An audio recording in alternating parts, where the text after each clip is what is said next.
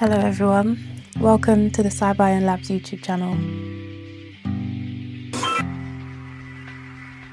I'm sure we're taller in another dimension. My name is Olivia Giaola and I'm an aspiring scientist. I guess technically an aspiring computational neuroscientist, but also aspiring mathematical physicist and also theologian and philosopher. So yeah, basically an aspiring scientist. So if you're like me, I know how hard it is to balance your curiosity with just being human and just everyday human life. We want to explore the mysteries of consciousness, the literal fabric of the universe, and just the beauty of mathematics. But literally expanding the limits of human understanding, it takes a level of dedication and time that this crazy human life just doesn't give us the space for. So I hope I can be your personal science consultant, someone who can curate the latest scientific breakthroughs and its foundations into immersive visual experiences without dumbing anything down or diluting its meaning. So you can explore these ideas that literally ignite your imagination without having to dedicate your whole life to it if you don't want to. So I have a degree in neuroscience and a master's in computational neuroscience. I haven't started my PhD yet. I'm currently teaching myself maths and physics and a little bit of computer science while I work on independent research, which is what cybion Labs is. It's an independent research lab. So my aim right now is just to kind of learn the foundations in all these fields and get more experience writing and publishing research before I decide on a specific area and start my PhD. And also, it's honestly taken me years to build the discipline that I need for all of this. So yeah, I've literally been able to build my discipline up to such a high level and I'm still building it every day. My actual dream is to save up enough money to go back to uni and study mathematics with mathematical physics. Mainly just for fun, honestly, just because I really want to spend time on the foundations and just have that professional training and the environment where I can really study the foundations. So yeah, that's basically my dream. That's my goal and my dream. So yeah, I know eventually I'm going to have to go beyond the math and beyond basically everything that we've ever invented in the whole history of humanity. But yeah, I'm just kind of picking stuff up that'll help me get my research and just my understanding to the next level. So if you want to know how this started or where, what, how, basically it all started when I was kind of I think I was 17, 18. I found my passion a bit later in life compared to kind of most scientists, but I guess I'm kind of unorthodox as a scientist in a lot of ways. So yeah, but anyways, so like most people, I became obsessed with consciousness, or I guess I became obsessed with understanding what is consciousness. So yeah, I always loved reading in school, especially science fiction. That was basically the only thing that I really read. But unfortunately, I was so undisciplined back then. So I decided, okay, let me take a gap year and kind of try to build myself up. I took a gap year and that was literally the first time in my life that I did self-directed study. And then I just started exploring things that I was interested in and trying to kind of find new areas that I had never seen before. So I think I started reading, the first book that I read, the first non-fiction book that I read at that time was *Sapiens* by Yuval Harari. And that book literally changed my perspective on life. From there, I just started exploring more and more and more. And I really loved psychology at the time as well. So I read some books by Black American psychologists, especially Dr. Amos Wilson. He's just really brilliant. And those books definitely changed my perspective on life. And then I became obsessed with Carl Jung and his work. So for anyone that doesn't know, Carl Jung was a psychologist and he was basically Freud's protege, but then he ended up kind of, going the opposite direction with his research and they basically parted ways. So Freud, from what I've read, Freud's main goal was to kind of position psychology as a rigorous science. And I guess he achieved that aim. At least he kind of became a scientist himself, or regarded as a scientist, or at least the founder of psychology, kind of.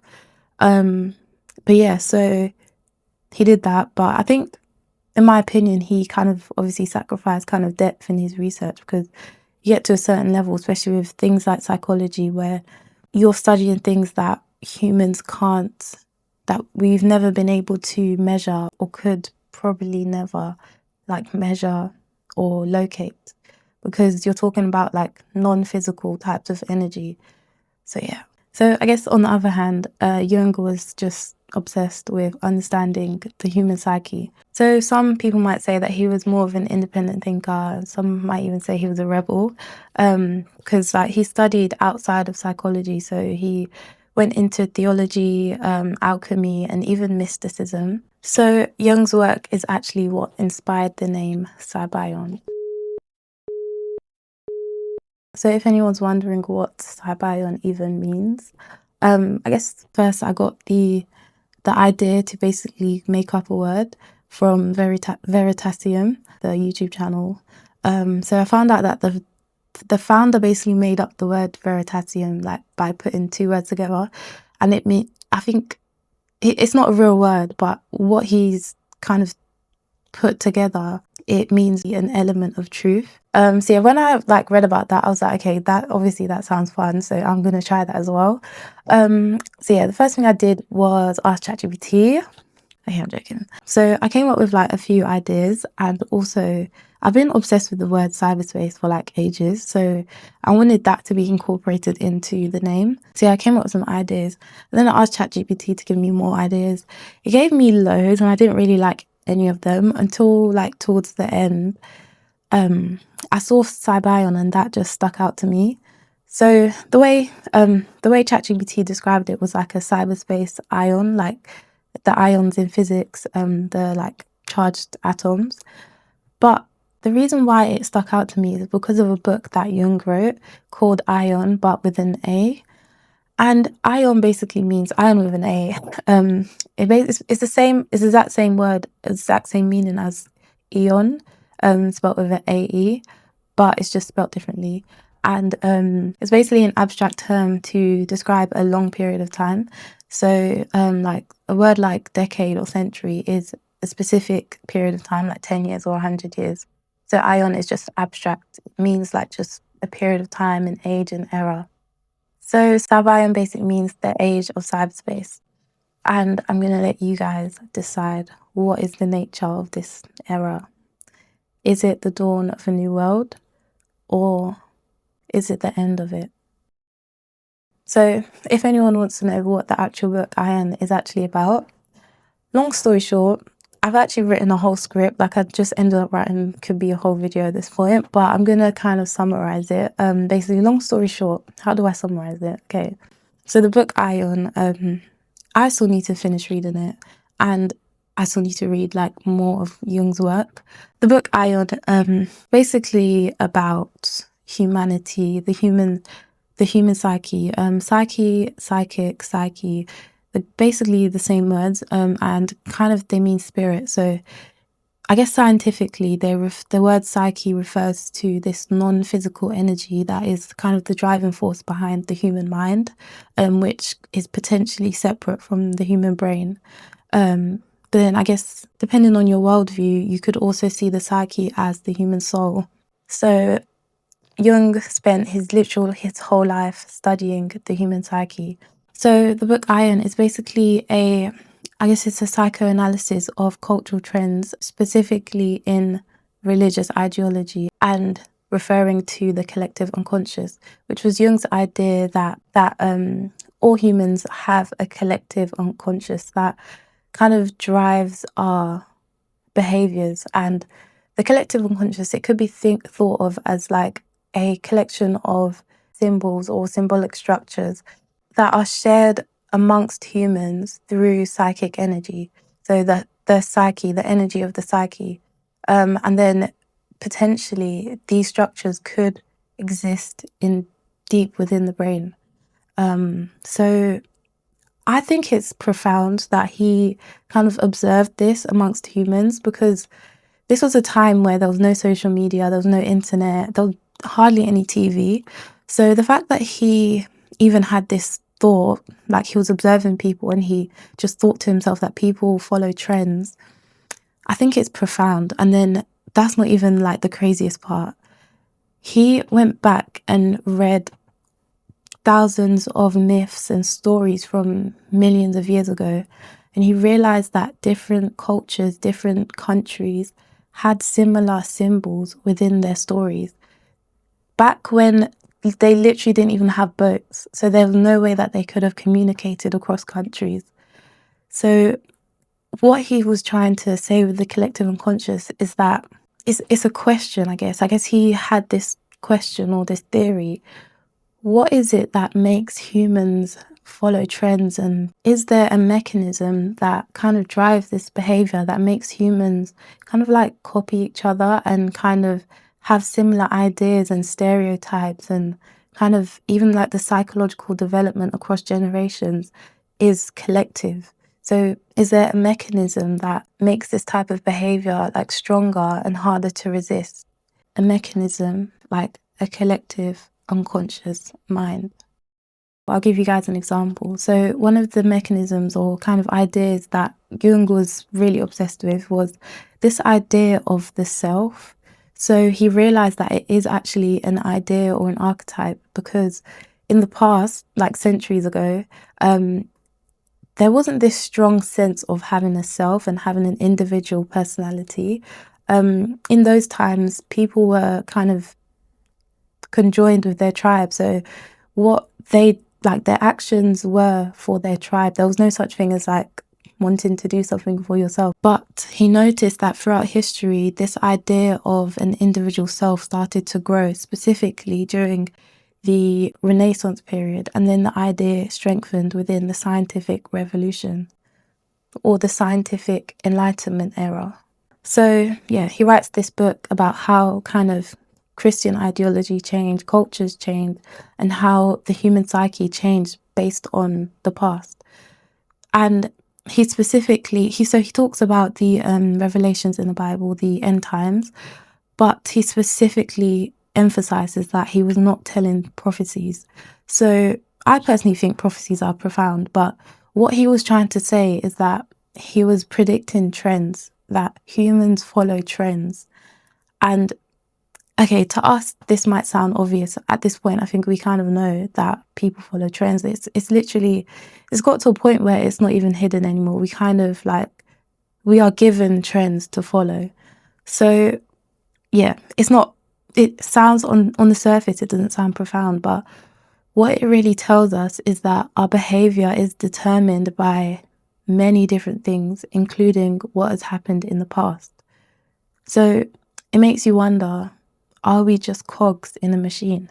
Now, I'm not saying, I don't know if any of this is good or bad. I think those kinds of things, I guess, depends on individuals, but I think this is just evolution. I think this is ideas evolve the same way that species do. So the fact that in the past they didn't have this individualization of the self means that in the future it would have to be a case where people were individuals.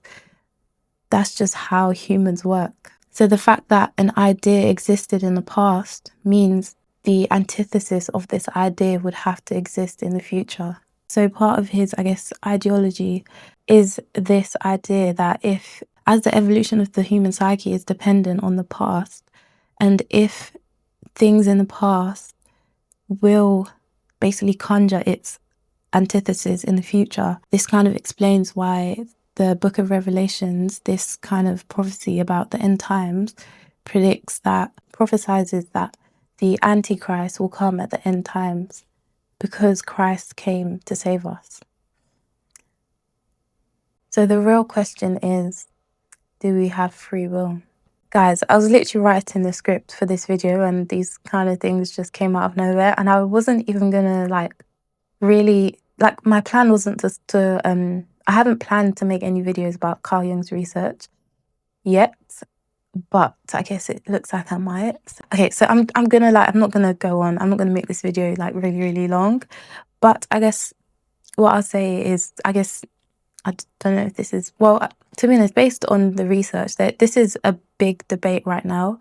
But based on the research, we could say that there's a chance that we don't have free will, that we're basically instinctual animals.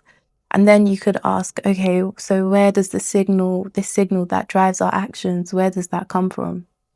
Or some people believe that this neural signal that drives our decisions could be more of like a precursor to the decision. So I guess what I think, and I think what makes logical sense, is that free will is earned. It's like a strength. I think to have free will, it means that we have to want many different things. Like, you can't really have free will if you only really want one thing, because then it's like you don't have the freedom to choose. So to have free will means that we have to desire or see a benefit from things like evil.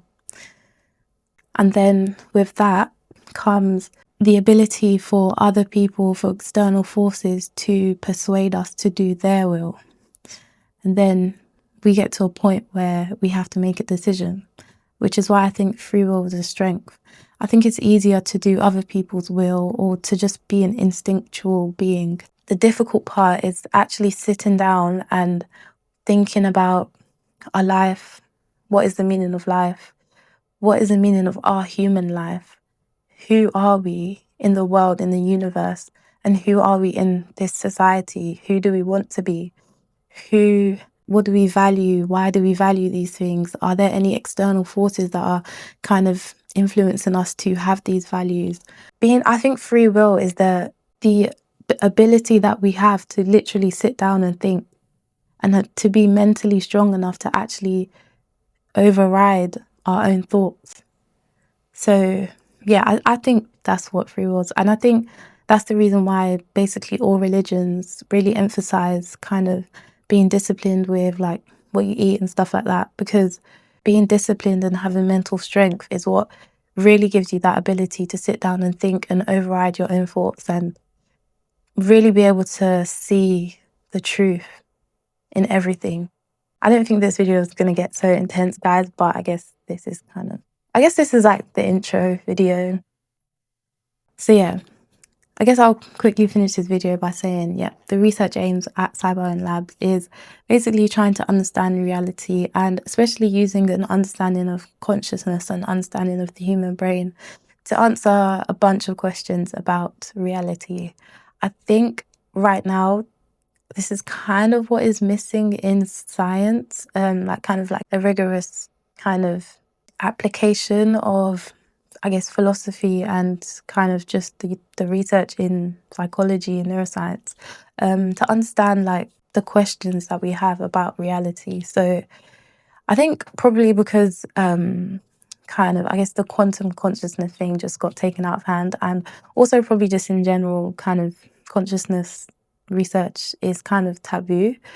So yeah. But yeah, I just kind of really think it would be really interesting and we'll gain a lot of valuable insight applying, I guess, research in consciousness and psychology and neuroscience to fields like quantum physics, and even like just not basic, but I guess even just other areas. For example, why does our brain, like, why can we only perceive a certain spectrum of wavelength, a certain wavelength or a certain spectrum of the wavelength of electromagnetic radiation, or basically a certain spectrum of light? What is it about our brains that kind of causes that? And we know the answer, so because the retina and photoreceptors and the fact that evolution and kind of higher energies are damaging and lower energies have not enough energy for the proteins in the photoreceptors, which link us to the brain and which link our eyes to the brain and stuff like that. But I think like revisiting these things and really doing research, understanding why we perceive the reality the way we do, especially now that we have all these like updated knowledge in quantum physics, I think, yeah, It's going to be a really interesting journey, and I'm really excited to share everything with you guys. So I'll see you guys in the next video.